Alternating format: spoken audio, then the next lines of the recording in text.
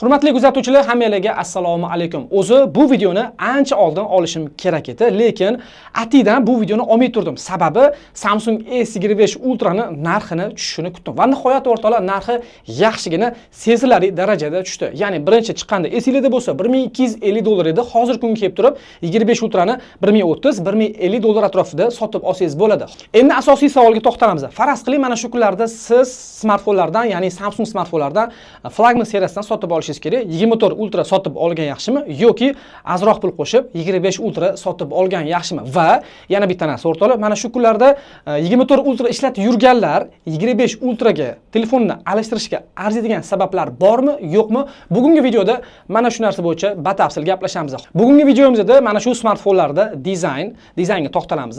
Display, kamera, batareyka, UI va dinamikalarni test qilib ko'ramiz. Ko'rib chiqamiz o'rtoqlar. Qaysi birini sotib olgan yaxshi? Mana shu narsani o'zingizlar bu video orqali oxirigacha ko'rsanglar yaxshilab bilib olasizlar. Boshladik.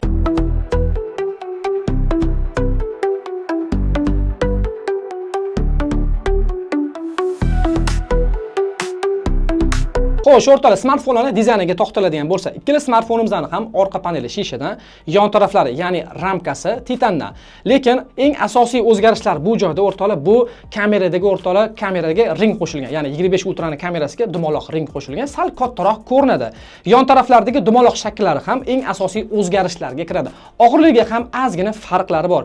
238 grammga 218 gramm. Lekin men bitta narsani his qilyapman. Mana shu smartfonlarni ikkaloni ushlab turgan holatimda to'g'ri aytaman, 25 Ultra mana bu dumaloq shaklda bo'lganligi uchun qirralari qo'limga juda ham yoqimli. Bu 24 Ultra qo'limga ozgina botyapti. 24 Ultra ni maza qilib ishlatish uchun chexol shart. Lekin o'rtoqlar 25 Ultra ni ishlatishga men to'g'ri desam chexolni hojat yo'q deb o'ylayman. Xullas, dizayn taraflama o'rtoqlar eng asosiy jihatlari bu dumaloq shakldaligi va orqa tarafdan kamerada katta kichikligida farq bor. Xulosa qiladigan bo'lsak, smartfonlarning dizayn tarafdan to'g'ri aytaman, men 25 Ultra da juda ham zo'r qulaylikni sezdim. Internetda har xil gaplarni eshitganmiz, ko'rganmiz. 25 Ultra bilan 24 Ultra ni hech qanaqa farqi yo'q, hammasi bir xil deb, lekin o'rtoqlar buni qo'liga ushab turgan odam his qila oladi. Men ikkita smartfonni qo'limga ushab turgan holatda shu narsani his qilgan holatimda aytamanki, ergonomik tarafdan 25 Ultra juda ham qulay. To'g'ri aytaman, mana shu aynan menga yoqqan tarafi shu qirralari dumaloq bo'lganligi qo'limda zo'r turibdi. Hattoki buni chexolsiz ham ishlatsa bo'ladi, lekin buni uzoq muddat ushab maza qilib ishlatish uchun o'rtoqlar chexol kerak, chunki qo'lingizni mana bu joyga, mana bu burchakka qirrali bo'lganligi uchun, uchli bo'lganligi uchun bu juda ham botadi. Mana shu taraflama men o'rtoqlar 25 Ultra dizaynni zo'r hisoblayman va dizayn uchun ham ergonomik tarafdan komfort darajasida sotib olish uchun ham 25 Ultra ni maslahat bergan bo'lardim. Smartfonlarning displeyga to'xtaladigan bo'lsak, ikkala smartfonimizda ham Dynamic AMOLED 2X bilan jihozlangan. Xabaringlar bor, bu juda ham qimmat va juda ham sifatli hisoblanadi. Yangilanish tezligi bir xil, 120 Hz gacha qo'llab-quvvatlaydi. Bu smartfonlarning displey dyumiga to'xtaladigan bo'lsak, dyumda ozgina farqlari bor. Samsung S24 Ultra 6.8 dyum, Samsung S25 Ultra 6.9 dyum. Ammo smartfonlarni ishlatgan paytimda men bitta narsani sezdim. 25 Ultra ni displeyi o'zi kilo ham 120 Hz, lekin 25 Ultra ni displeyi qanaqadir tezroq va silliqroq o'ynayotganga o'xshaydi. Ya'ni tepaga pastga tushirganingizda, telefonni ishlatayotganingizda displey ozgina silliqroq tuyulyapti. Men bu narsa bo'yicha bitta to'xtamga keldim. Men o'zimning shaxsiy fikrim, One UI 7 bu narsa bo'yicha yordam beryapti deb o'ylayman. Chunki One UI 7 25 Ultra bilan juda ham zo'r integratsiya qilgan. Hozir aytishingiz mumkin, ya'ni savol tug'ilishi mumkin. 24 Ultraga ham One UI 7 kelyapti-ku, bor-ku deb, to'g'ri, lekin 25 Ultra yangi model bo'lganligi uchun bunga One UI 7 da smartfonlarning umumiy ishlash tizimi juda ham katta urg'u berilgan. Mana shu sababdan ham displey, ya'ni ishlayotgan tezligi, silliqroq o'tishi, juda ham zo'r kirib chiqishlari, ya'ni ikonkalarni ochilib yopishlari hammasi 25 Ultra da silliqroq ko'rinyapti. Bu meni shaxsiy fikrim va amalda sinab ko'rilgan narsalar. Smartfonlarning batareykasiga to'xtaladigan bo'lsak, ikkalovi ham 5000 mAh batareyka bilan jihozlangan, lekin ishonchli manbalarning xabar berishicha 25 Ultra kun davomida, misol uchun ertalab to'ldirib 100% bilan chiqib ketgan bo'lsangiz, 15 soatgacha yetib beradi deb yozishyapti. Va bu narsani men ishlatayotgan odamlardan ham so'radim. Ya'ni 24 ishlatgan odam 25 Ultraga o'tgandan keyin men suhbat qildim. Batareyka taraflama juda ham zo'r fikrlarni bildirishdi. 25 Ultra haqiqatan batareyka taraflama o'zgargan ekan. 24 Ultrada One UI 7 kelgandan keyin juda ham ko'p e'tirozlar ko'ryapmiz.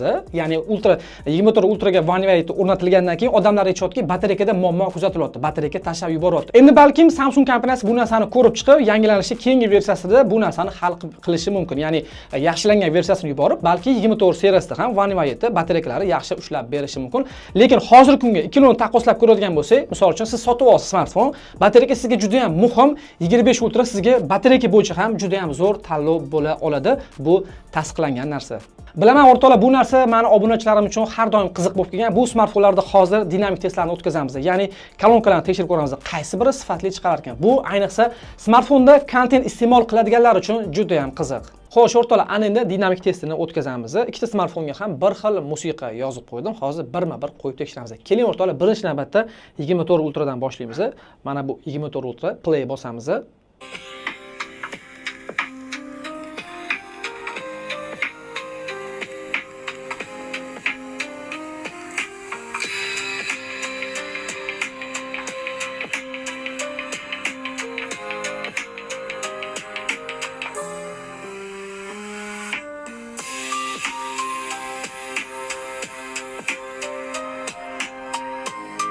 Xo'p, eshitdik. Endi navbat o'rtoqlar 25 Ultra ga. Xuddi shu muzika mana shu joydan boshlaymiz.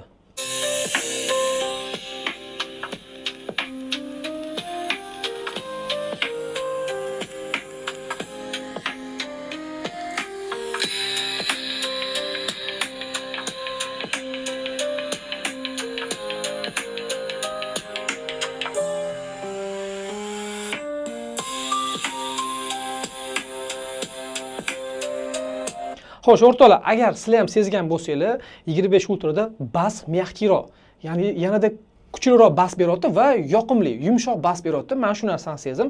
Mana shu taraflama ham 25 Ultra ning dinamikasi bekorga juda ham yaxshi deb aytmadim. Davom etamiz. Smartfonlarning protsessorga to'xtaladigan bo'lsak, yaxshigina farqlari bor. Chunki 25 Ultra eng oxirgi protsessorni olgan, ya'ni Qualcomm Snapdragon 8 Elite protsessor bilan jihozlangan. Samsung S24 Ultra esa Snapdragon Gen 3 protsessor bilan jihozlangan. O'rtoqlar, sizlarga bitta narsani aytib ketishim kerak. Mana shu joyda xabaringiz bo'lsa kerak, 2025-yilda Redmi kompaniyasi shunaqa smartfonlar chiqardi. Ya'ni $300 smartfonlarga ham Qualcomm Snapdragon Gen 3 protsessorini joylab tashladi. Smartfon, mana bu smartfonning narxi $8 dan oshib turadi, lekin Xiaomi kompaniyasi shunaqa smartfonlar chiqardi, buni protsessor bilan bir xil qilib qo'ydi. Aytmoqchi bo'lganim, 25 Ultra eng oxirgi protsessor oldi. Protsessor taraflama katta farqlari bor. Keling bu smartfonlarda test qilib ko'ramiz. Game test qilamiz, o'yin o'ynab ko'ramiz, throttling test qilamiz va AnTuTu natijalarini ham ko'rib chiqamiz. Xo'sh, o'rtoqlar, smartfonlarda PUBG o'ynab test qilib ko'ramiz. Qaysi biri o'zini yaxshi ko'rsatadi yoki qaysi biri qanaqa grafikada ochib beradi, tekshirib ko'ramiz. Bu 25 Ultra o'rtoqlar, xo'p, ko'ramiz. Настройка grafikani ochamiz va FPS ni ochamiz birinchi. Qaysi FPS? Ravon, ya'ni plavniyda Ultra Extremal. Bu 120 FPS degani. Kimdir osib tashyapti meni. Hop, ochamiz. Xo'p, xullas o'rtoqlar, 120 da men qochib olay, bo'lsa grafika ko'rsatib bera olmaymiz. Xullas, 120 FPS qo'llab-quvvatlayapti. Keyin o'rtoqlar, bu smartfonda Game Mode degan narsa bor, ya'ni One UI da shunaqa narsa borki, mana buni bosgandan keyin qaranglar, endi bu o'zbekcha, misol uchun tegish kuch aytirgacha, endi bu rus tilida boshqacha bo'ladi. Sensor himoya bor, ekranni rasmga olish bor va o'ynayotgan o'yiningizga yozib olish, shunaqa funksiyalar bor. Avtomatik yorug'likni o'zi to'g'irlab beradi. Protsessor, ya'ni operativ xotira ishlab berayotgan protsentini ko'rsangiz bo'ladi. Misol uchun nastroykani bostirib, bu joydan o'yin optimizatsiyasi balanslangan, ya'ni o'rta holatda turibdi. Buni tejash mumkin va unumdorlikka o'tkazadigan bo'lsak, bor protsessordagi bor kuchini ishlatgan holatda sizga o'yin o'ynab beradi. Bu yanada tezroq o'ynashi ta'minlab beradi. Xullas, 120 ni ochdi, maksimal grafikani ko'ramiz o'rtoqlar. Misol uchun, hop, buni ochadigan bo'lsak, ekstremalda ochdi va Ultra HD ni ko'chirishimiz kerak, lekin HDR da ekstremal, ya'ni 60 FPS da mana shunaqa kinoshnik grafikada, kino ko'rinishli grafikada ranglarni to'qartirgan holatda bemalol o'ynaysiz bo'ladi. Lekin plavniyda o'rtoqlar, shu ko'rayotganingizdek Ultra Extremal 120 ni qo'llab-quvvatlayapti. Xullas, bu 25 Ultra edi. Bundan chiqib ketsak ham bo'ladi, chunki ovozi xalaqtiradi. Xo'p, 24 Ultra. Endi 25 Ultra bilan PUBG o'yinida qanaqa farqi bor? Qanaqadir kuchsiz taraflari bormi yoki bir deyarli bir xilmi? Shuni ko'rib chiqamiz. Hozir yarkisini men sal to'g'rilab olmasam bo'lmaydi. Cho'ta buni yarkisini ochamiz. Qaranglar. Nastroykani ochamiz, grafika. Xo'p, buni ochamiz, nastroykaga kiramiz. Uzr, adashib ketdim. Xo'p, plavniyda Ultra Extreme turibdi, ya'ni 120 FPS ni 24 Ultra ham qo'llab-quvvatlayapti. Bu juda ham yaxshi. Ko'rayotganingizdek, juda ham zo'r plavniy o'ynab beryapti. Ranglariga keladigan bo'lsa, ya'ni grafikasi ham xuddi shunaqa. Ya'ni visokiyga qo'yadigan bo'lsa, ekstremda bemalol o'ynasa bo'ladi. Va bu smartfonda ham shunaqa, ya'ni One UI 7 bo'lganligi uchun shunaqa mod bor, ya'ni sнимка ekran, zapis ekran bor, управление яркость bor. Misol uchun bu smartfonda ham kirib turib, hop, balansdan biza ya'ni eng kuchli tarafiga o'tkaza olishimiz mumkin yoki mana bu joyda ekonom energiyani qo'yishimiz mumkin. Va mana bu joyda ya'ni gersovkani ham to'g'ridan to'g'ri to'g'rilab ketsangiz bo'ladi. O'yin o'zi alohida displey bo'lmaga o'tish shart emas. Xullas, ko'rayotganingizdek, o'yinlarda o'zini deyarli bir xil ko'rsatyapti. Faqat shu displeyni hisobiga bu 25 ultra displey yoqimliroq ishlashini hisobiga nimadir sezishingiz mumkin, lekin umumiy hech qanaqa o'yinda biron bir 25 ultrada kuchli tarafini sezmaysiz. Xullas, o'yinda shunaqa gaplar. Xo'sh, o'rtoqlar, ana endi smartfonda interfeys ishlashi, animatsiya tezligi, mana shu narsani ko'rib chiqamiz. Xo'p, keling birinchi navbatda 24 ultradan boshlab ko'ramiz. Bu telefonimizda ham One UI 7 o'rnatilgan. Mana ko'rishingiz mumkin. One UI 7 versiya Android 15 asosida ishlab beradi. Xo'p, endi keling animatsiyani tekshirib ko'ramiz. Xo'p, birinchi navbatda mana bu telefon va SMS animatsiyalarini ko'ramiz. Xullas, mana shunaqa tezlikda ishlayapti. Widget animatsiyalarini ham ko'ramiz. Mana widget ochilib yopilishlari tezligi yaxshi, 24 ultra ham o'zini yaxshi ko'rsatyapti. Xullas, interfeys ishlashi juda ham tezkor. 24 ultrani ishlatgan odamlar biladi. Masalan, ishlab kelish shu kungacha juda ham zo'r. Hech qanaqa biron bir kishida bu telefonda muammo bo'ldi degan narsani eshitmaganman. Xo'p, endi o'rtoqlar, ishlashini ko'rdik, juda ham zo'r. 25 ultrani xuddi shunaqa ishlatib test qilib ko'raman. Birinchi navbatda oddiy ikonkalarning animatsiyasini tekshiramiz. Ko'rayotganingizdek, endi videoda sizlarga qanchalik bu narsa bilinadi yo bilmadimi, men juda ham plavniy, ya'ni silliqlikni va juda ham yoqimli va tezkor ishlayotganini o'zim sezyapman. Rost aytsam tez, chunki o'rtoqlar protsessor Snapdragon 8 har holda yangi model. Va endi widget animatsiyasini ko'radigan bo'lsak, widget animatsiyasi ham o'rtoqlar yaxshigina bilinib turibdi. 25 ultra tezlashgan widget animatsiyasi ham juda ham zo'r. Bu smartfon ham o'rtoqlar One UI 7, mana ko'rishingiz mumkin, Android 15 asosida ishlab beryapti. Xullas, hammasi juda ham zo'r. Ishlashida farqlar bor. Ya'ni ikkita smartfonni interfeys ishlash tezligida, misol uchun ikonkalar, widjetlar, animatsiyalarda farqlari bor. Barchaga qiziq bo'lgan mavzu bu smartfonlarning kamerasi. Ikkalovi ham 200 megapikselli asosiy kameraga ega va bu smartfonlarda kamerasi yana shunaqa farqi borki, 25 ultraning shiri kamerasi, ya'ni keng qamrovli kamerasi 50 megapiksel. Kelinglar o'rtoqlar, undan ko'ra smartfonlarni hozir tashqariga chiqaman-da, men syomka qilib test qilib sizlarga havola etaman. O'rtoqlar, videoga yaxshilab ahamiyat berishlarini so'rayman, chunki 24 ultra bilan 25 ultraning kamerasida unaqa katta farq bo'lmasligi mumkin asosiy kamerasida. Shuning uchun yaxshilab qaranglar, ranglariga, detalizatsiya hammasiga yaxshilab ahamiyat beringlar. Hozir 4K 60 fps da o'sha 1x da bir marotaba yaqinlashtirgan holatda syomkani ko'ryapsiz. Nima deyapti o'rtoqlar? Qaysi biri o'zini yaxshi ko'rsatyapti? Hozir shiri kameraga qo'yamiz, zoomlarni tekshiramiz, selfie tekshiramiz, qolganlarini ham ko'rib chiqamiz. Sizlar birinchi o'rtoqlar mana shu sifatga, asosiy kameradagi sifatga bitta baho berib qo'yinglar. Mana bu ko'rayotgan kadringiz ikkita smartfonda ham 5 marotaba yaqinlashtirilgan holatda syomka qilyapti. Yaxshilab ahamiyat bering, stabilizatsiyaga ahamiyat bering, sifatiga, detalizatsiyaga ahamiyat bering, umumiy sifatga ham ahamiyat bering. Qaysi biri yaxshi yoki bir xilmi? 25 ultra bilan 24 ultrani zoomida unaqa katta farqi yo'qmi, farqi bormi degan savollar juda ham ko'p beriladi. Mana shu video orqali hammasini bilib olishingiz mumkin. Xullas, 5 marotaba yaqinlashtirilgan holatda qaysi biri o'zini yaxshi ko'rsatdi, kommentariy yozib qoldiring. 10x ga yaqinlashtirib syomka qo'yamiz. 10x ham o'rtoqlar umuman boshqa daraja, chunki ikkita kuchli smartfonlar zoomlarda juda ham bir-biri bilan raqobat qila oladi. Chunki 24 ultra ham kamera bo'yicha 2024-yilda juda ham zo'r natijalarni ko'rsatgan smartfon. 25 ultrani zoomida qanaqadir farq sezyapsizlarmi o'rtoqlar? Menga shu narsa juda ham qiziq. Sizlarning fikringlar bu masala bo'yicha juda ham qiziq bo'ladi. Xullas, 4K 60 fps 10 marotaba yaqinlashtirilgan holat. Hammasiga yaxshilab ahamiyat beringlar. Men o'zim obyektiv bo'lib qatnashyapman. Ranglar, detalizatsiya, umumiy kadr.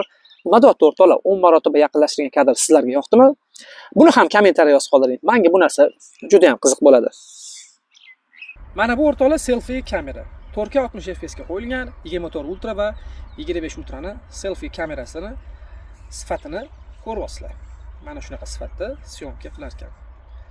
Unaqa katta farq ko'rmayapman, chunki quyosh tushayotganligi uchun endi montajda yana yaxshilab ahamiyat beraman. Lekin sizlar hozir qaysi biri yaxshi o'tganligini o'zingizlar bilib turibsizlar. Xullas, smartfonlar juda ham zo'r syomka qilyapti, bir-biridan qolishmayapti. Baribir 25 ultra har holda yengiroq, qanaqadir taraflama baribir ustunroq bo'lishi kerak deb o'ylayman. Endi yog'ini keyin ko'rib olamiz. Xo'p, selfie kamerani ham test qildik, hammasini test qildik. Endi bu yog'iga sizlarni kommentariyadagi o'zingizlarning fikringizni kutib qolaman. Xo'sh, o'rtoqlar, smartfonlarni AI funksiyalariga to'xtaladigan bo'lsak, hop, birinchi navbatda biz ikkala smartfonda ham rasm tanlab olishimiz kerak bo'ladi. Mana bir xil rasm va endi bu joydan biz qaranglar. Men o'zimni hozir mana shu suratdan o'chirishim kerak bo'ladi. Hop, ustiga bosamiz. Hop, endi o'chiramiz. Bu smartfonda ham shu ishni bajarib turaman. Ya'ni 24 Ultra'da ham AI bosib turib, hop, o'chiradigan bo'lsak, bundoq qilamiz va obyektni o'chiramiz va yaratish bosamiz, generatsiyani bosamiz. Endi uzr, bu telefonimizda 25 Ultra o'zbek tilida, bu esa rus tilida. Menimcha tushunarli degan umiddaman. Hop, ikkalovini ham obyektini hozir o'chiraman. Ya'ni suratdan obyekt o'chiraman, ya'ni o'zimni o'chiraman. Hop, ko'rayotganingizdek, bu masala bo'yicha deyarli bir xil. Misol uchun ko'rayotganingizdek, hech qanaqa bir-biridan ustunlik taraflari ko'rinmayapti. Tan olish kerak, bu masala bo'yicha ikkalovi ham bir xil. Keling, o'rtoqlar, yana bir sun'iy intellektdan foydalanamiz. Ya'ni hozir trendga chiqqan, misol uchun hozir men qaranglar, o'zim suratga olaman va yuzimni yarmini berkitgan holatda suratga olaman-da. Endi hozir AI orqali men qo'limni o'chiraman va yuzimni joyiga qaytarib beradimi? Shuni ko'rib chiqamiz. Birinchi navbatda o'rtoqlar, bu 24 Ultra'da mana shu narsani sinab ko'ramiz, o'rtoqlar. Hop. Misol uchun meni qo'limni ajratib olarmikin? Da, qo'limni belgiladi. Endi o'chirishni bosamiz. Yo'q, tepaga o'tib ketib qoldi. Pakinut qilamiz. Qo'limni o'zini o'chiramiz. AI o'chirishni bosamiz, generatsiyani bosamiz. Bu qilguncha biz 25 Ultra'da ham suratga olib, ya'ni shu narsani amalga oshirib turamiz. Xo'p, mana berkitdim yarmini, suratga oldim o'zimni va AI endi qo'limni belgilashim kerak bo'ladi. Belgiladim qo'limni va o'chirish. Buni o'chiryapti. Bizda 24 Ultra tayyor. Va ko'rayotganingizdek, o'rtoqlar, sal bor, ya'ni sochimni bu yog'ida ozgina ishish bor, yuzimni bu yog'ini ozgina ishirib berdi. Lekin umumiy o'zi yomon emas. Meni o'zimni yuzimni chiqarib berdi. Meni o'zimni yuzim mana shunaqa holatda chiqarib berdi. Endi ko'ramiz 25 Ultra'ni ham va yaratish bosamiz. Hop, taqqoslab ko'ramiz. Bu holatda ikkalovi bir xilmi yoki 25 Ultra qaysi tarafdan ustunroq bo'la oladimi? Hop, ko'rayotganingizdek, bu masalada ham deyarli bir xil. Misol uchun meni yuzimni, chap tarafimni, sochimni mana shunaqa holatga keltirib berdi o'zi va ko'rayotganingizdek yuzimda ozgina ishlar bor. Bunda ham ozgina ishlar bor. Xullas, o'rtoqlar, bu masalada ham ikkala smartfon ham o'zini yaxshi ko'rsatdi. Faqat sun'iy intellektda Navbrief orqali 25 Ultra ancha aqlliroq va stiker yaratishlarga to'xtaladigan bo'lsak, videom cho'zilib ketadi, lekin stiker yaratishlarda ham 25 Ultra ancha tezroq ishlaydi. Umumiy xulosa 25 Ultra AI tezroq ishlaydi va ba'zi funksiyalarda 24 Ultraga qaraganda ozgina ustunroq. Lekin misol uchun mana bu suratlardagi obyektni o'chirish va boshqa misol uchun assistent yoki qolgan tarjimon funksiyalari keladigan bo'lsa, ikkalovi ham deyarli bir xil. Narxga keladigan bo'lsak, hozirgi kunda 24 Ultra'ni siz yangisini 860-870 dollar atrofida sotib olasiz. S25 Ultra'ni 1030-1050 dollar atrofida sotib olasiz. Endi qarang, faraz qiling siz smartfon sotib olishingiz kerak. Men o'ylashimcha, bu meni shaxsiy fikrim, 870 dollar topgan odam buni sotmoqchi ozgina qo'sha oladi. Men o'ylashimcha 160-180 dollar qo'shib birato'la yangi smartfon sotib olsa bo'ladi deb o'ylayman. Bu meni shaxsiy fikrim va shaxsiy tavsiyam sizlarga. Xullas, o'rtoqlar, bugungi videomizni shu bilan yakunlaymiz. Videomiz ozgina bo'lsa ham foydasi tekkan bo'lsa, like, komment va sahifamga obuna bo'lishni unutmang. Keyingi videolarda ko'rishguncha xayrda qolamiz. Mana shu joyda bitta narsani eslatib qo'ymoqchiman, o'rtoqlar, sizlarga Samsung, iPhone, Xiaomi yoki boshqa smartfon brendlari haqida qanaqadir yangiliklar, ma'lumotlar kerak bo'lsa, men o'zimni Telegram kanalimda doim yangiliklardan xabardor qilib turaman. Obuna bo'lishga maslahat bergan bo'lardim va aynan o'sha Telegram kanalimga har xil video qo'llanmalar joylab turaman. Misol uchun yaqinda Samsung smartfoni uchun zapis zamankov videosini joyladim. Farzandlarimizni nazorat qiladigan video qo'llanmani joylab qo'ydim. Faraz qiling, fleshkadan yoki xartdan ma'lumotlaringiz o'chib ketdi. Palon pulga vasiyat qilib o'tirmaysizda, aynan tekinga mana shunaqa video qo'llanma tayyorlab qo'yganman. Endi bundan buyog'iga mana shunaqa video qo'llanmalar doim yuklanib boriladi. Obuna bo'lishni maslahat beraman. Sog' bo'linglar.